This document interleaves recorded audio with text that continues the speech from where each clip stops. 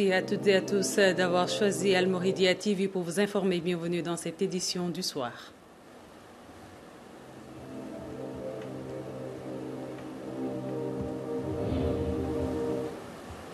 Les titres à développer dans cette édition sur Al Mouridiyyah TV, les chantiers de la mosquée Massalikul Jinan avancent. Les émissaires du khalife général des Mourides font l'état des lieux. Assises de l'éducation, les daara ne sont pas laissés en rade. 10 milliards pour leur financement. Sur l'international en Somalie, les Chebab prennent possession du quartier général des renseignements généraux.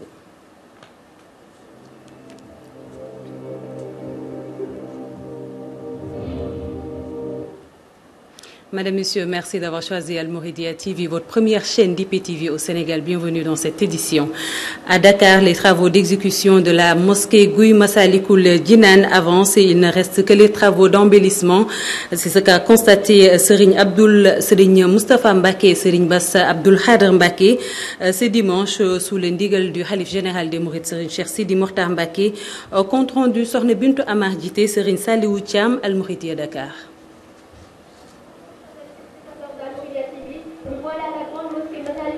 Pour la visite de Serigne Mountakha Bachir Mbacké et de Serigne Bass Abdou Khadr Mbacké, qui sont les émissaires aujourd'hui du khalife général des Mourides, qui ont conduit aujourd'hui la délégation venant de Touba. Alors nous allons sans tarder entrer à l'intérieur et recueillir les propos, les avis des organisateurs de cette journée au micro de Sokhna Diarra Seck. Massalikul Jinan, la grande mosquée que vous voyez comme ça, vous voyez bien sûr dans sa grandeur, dans tous ses aspects, a été confiée. Le marabout, le Cheikh Sidi Mokhtar l'a confié à Serigne Mountakha, qui dirige les travaux aidés par Serigne Bass Abdou Khadr et Faye. Donc c'est ce trio-là, dirigé par Serigne Mountakha maintenant, qui dirige les travaux.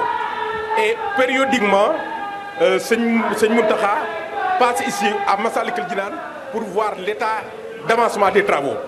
nee mbokki dëkkandoo yi Ndakaaru yëpp. dëgg la lii day pàgguteefu Serigne Touba. nee lii day pàgguteefu Serigne Touba. karaama Serigne bi rek la. na te lii it karaamay Serigne bi rek la.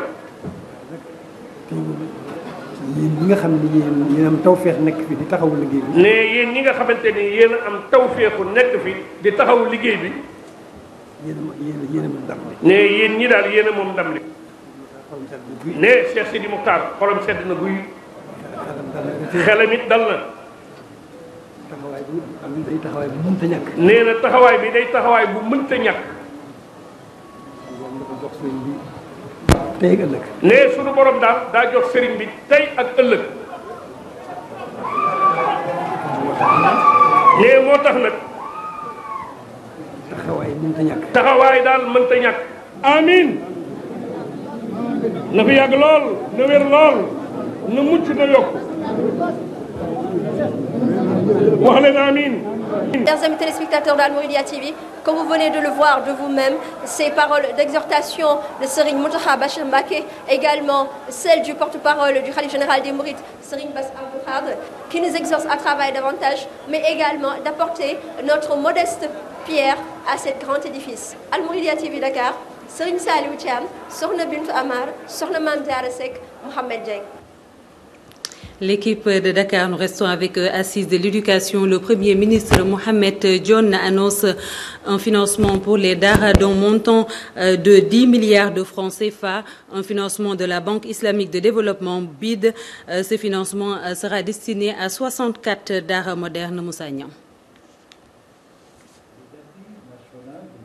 Ont également pris en compte les daara. L'État du Sénégal a négocié avec la BID, Banque islamique de développement, qui a abouti au financement d'un montant de 2 milliards de nos francs. Déclaration faite par le Premier ministre Mohamed Dionne à l'issue des Assises nationales de l'éducation. Un montant qui permettra la construction de 64 daara modernes, les 32 daara pour le public et les 32 autres pour les daara communautaire. Ainsi, pour une appropriation rationnelle, l'État décide de discuter avec toutes les familles religieuses avant la mise en œuvre du dit projet. Rappelons que ce financement entre dans le cadre de l'exécution du projet de loi d'orientation qui a été adopté en Conseil des ministres pour tendre vers une modernisation des daras. N'est-ce pas là une vieille promesse de l'État?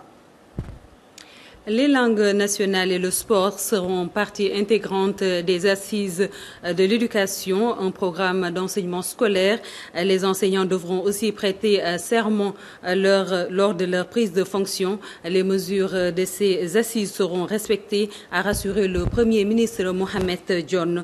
Sokhna Bintou Amar Djité, Mohamed Dieng, Al-Mouridiyyah, Dakar. Conclusion des assises de l'éducation nationale. Après 3 jours de partage, de dialogue et de concertation, les assises de l'éducation nationale ont pris fin ce samedi. La cérémonie de clôture a été présidée par le Premier ministre Mohamed Dionne, accompagné du ministre en charge de la question, Serigne Mbaye Thiam, aux côtés du chargé du comité de pilotage des assises, le professeur Abdou Salam Sall, et quelques membres du gouvernement, des gouverneurs, des inspecteurs, des recteurs, des représentants des parents d'élèves, des représentants des élèves, entre autres. Plusieurs revendications sont issues de ces assises et plusieurs conclusions ont été retenues. Les daras n'étaient pas en reste dans ces assises. Les acteurs préconisent un système permettant de les recadrer. En ce qui concerne maintenant les daras, là aussi le projet est en cours, puisque nous avons déjà un projet de loi portant statut des daras et qui est en cours de partage dans les semaines à venir avec des familles religieuses au niveau du Sénégal, avec 4 décrets d'application. Nous allons en 2016 la construction de 64 daras modernes, 32 publics et 32 non publics. Ils appellent aussi à la mise en œuvre d'un système d'assurance qualité et de la modification des textes. L'inclusion des langues nationales était aussi au centre de ces revendications. En ce qui concerne l'introduction des langues nationales comme langue d'enseignement, parce que c'est ça la nouveauté, vous comprendrez que cela demande des prérequis importants. Je dois dire que ce n'est pas une nouveauté du système éducatif. Parce qu'au niveau du ministère de l'Éducation nationale, en octobre 2013, nous avons ouvert dans le cadre d'un projet qui s'appelle ELAN, École et langue nationale, en partenariat avec l'OIF, l'Organisation internationale de la francophonie, 30 classes bilingues expérimentales. Langue nationale, langue française. Les conclusions des assises sont aussi d'autres nouveautés.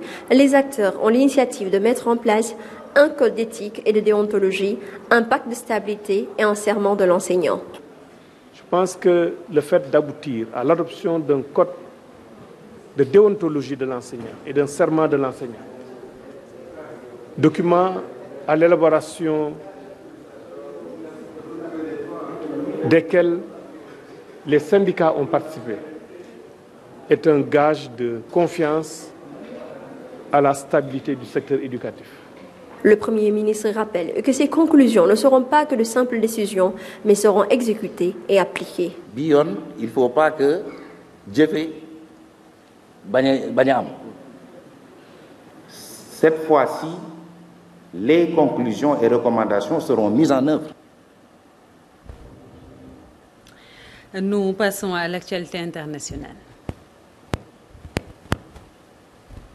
Sur l'international Somalie, les insurgés Shebab ont lancé un assaut contre le quartier général des services de renseignement dans la capitale Mogadiscio. Les forces de police sont parvenues à contrer l'attaque. 7 assaillants ont été tués ainsi que 3 des forces de sécurité et 2 civils. Israël, 400 hectares de terre situés non loin de Bethléem en Cisjordanie viennent d'être déclarés terre de l'État israélien. Un accaparement qui surprend par son ampleur le porte-parole de l'ONG La Paix Maintenant. Cette annonce d'appropriation de terre et le contexte dans lequel elle intervient a été déploré par le ministre israélien des Finances, Yair Lapid. L'OTAN est prête à défendre tous ses alliés contre quiconque attaque. C'est le message lancé par le secrétaire de l'organisation. Après des missions en Afghanistan, l'OTAN veut se recentrer sur l'Europe de l'Est particulièrement. D'ailleurs, le prochain sommet de l'Alliance Atlantique en fin de semaine devra permettre de proposer une aide concrète à l'Ukraine. Ukraine, un avion civil ukrainien avec 7 personnes à bord s'est écrasé en Algérie dans la nuit de vendredi à samedi. L'avion transportait du matériel pétrolier vers la Guinée équatoriale.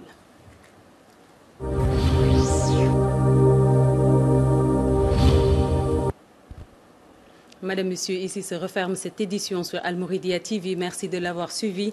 La rédaction vous donne rendez-vous demain, Inch'Allah, pour le Wolof et le français. Bonsoir. Le journal.